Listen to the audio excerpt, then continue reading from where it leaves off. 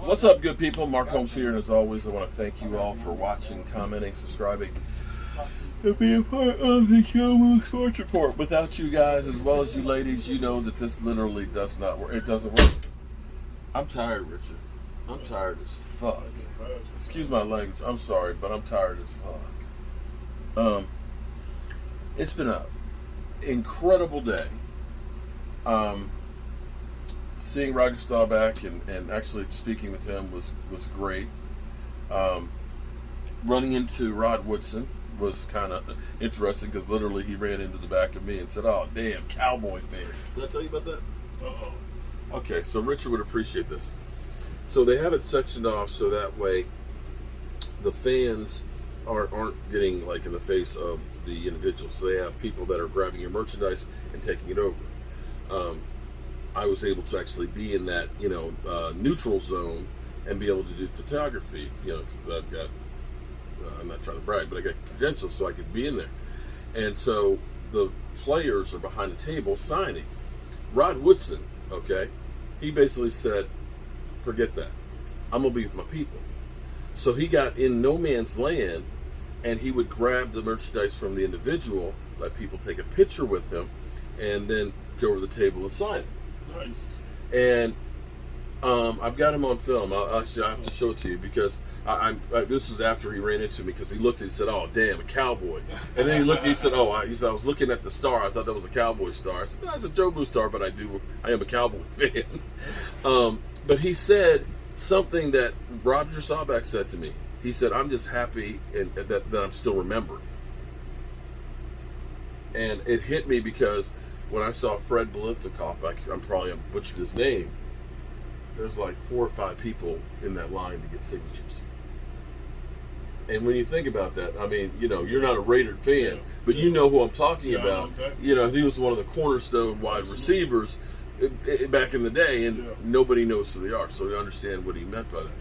So that was cool, and that's one of those guys that really get it and understand. It's not just about what I do; it's also about me giving back as well. Yeah. And so we did that. We had the good old football gods and stuff meet Cliff Harris as well as Mel Renfro and stuff. So it was a great time, and we've got some downtime between now and going over for the enshrinement ceremony. And I'm going to take advantage of that. I'm going to sit here in the RV and just chill. But and another 2 hours, the Dallas Cowboys are going to be practicing against the Rams to give basically some extra footage for Hard Knocks. That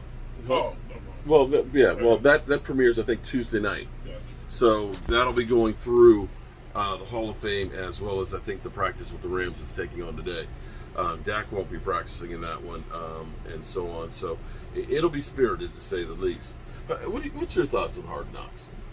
Some people will say that it's going to hurt the Cowboys, kill their season because nobody can play because of Hard Knocks. That only teams that don't make the playoffs are in Hard Knocks. Well, technically that's true. But because you're in Hard Knocks doesn't mean you're not going to make the playoffs. You're in Hard Knocks because you hadn't made the playoffs. They choose between teams who hadn't made the playoffs. I forget the exact rule. Either two seasons straight or 3 seasons straight, something like that. Then your team is eligible to get picked for that. Right. So, I mean, technically, you're talking about teams that are rebuilding, okay? And so, in the grand scheme of things, most of those teams aren't going to be, with or without. I don't watch Hard Knocks personally. I don't know. It didn't really catch my interest. That said, I'm not a big reality TV watcher anyway. Right. And as far as whether it hurts teams' ability to prepare for the season, I don't know. So I've heard players say there's cameras everywhere and it's a distraction. I've heard some players say go to work and practice. That's the Cowboys anyway. Right. I don't understand how it can hurt a team's preparation for the season. That doesn't make sense to me. Well, the idea is that you're going to be wide-eyed because you got all this television coverage. I think you that's play bullshit. The game on TV. You got players that ain't used to being on TV I don't know what to tell you. Right. Okay, so for those of you guys who do not know Richard, I don't know why you probably don't. I guess you've been up underneath a rock, but Richard has been a friend of mine since 2005. That's 16 years. Richard is going to actually make a YouTube channel that is Steeler oriented called Six Rings. I guess Eagle fans can make one and say, I got one. I got one. Hope for another, but it took us 53 years to get that first one. I might not be around another 53 to get one, is what they'll probably say.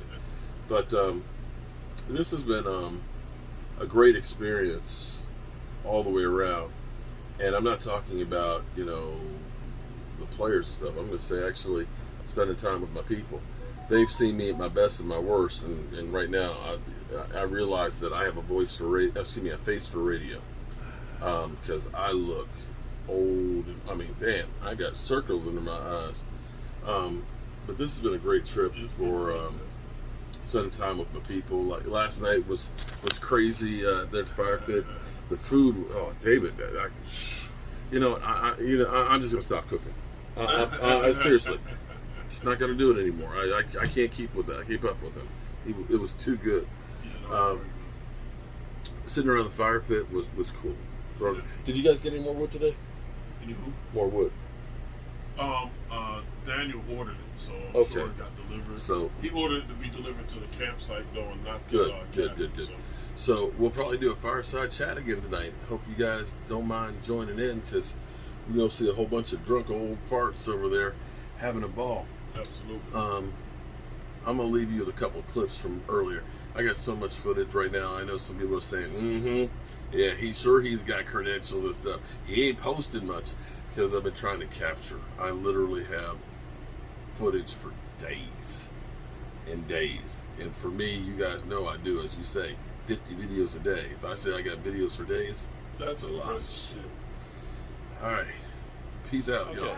I'm sorry. I am just literally in awe right now. I am so blessed, because right here, of course, Mel Renfro. Look at that smile. Look at that smile. Right there. Right here in front of me. One of the baddest offensive linemen in the history of football, Anthony Munoz. And one of the most fearful teams in the history of football, the Raiders. Mike Haynes, him and Lester Hayes with all the stickum was literally an incredible thing. He taught me something back about 2008. I met him, and he was talking about how players end up messing up with money. That basically you have a target on your back, and everybody wants you for something. And instead of taking that money and wasting it on cars and women and all that, buy mama an apartment building, because that, my friends, is building wealth. So we're waiting for David Wiley to come up so that way we can get Tony Dorsett. See ya.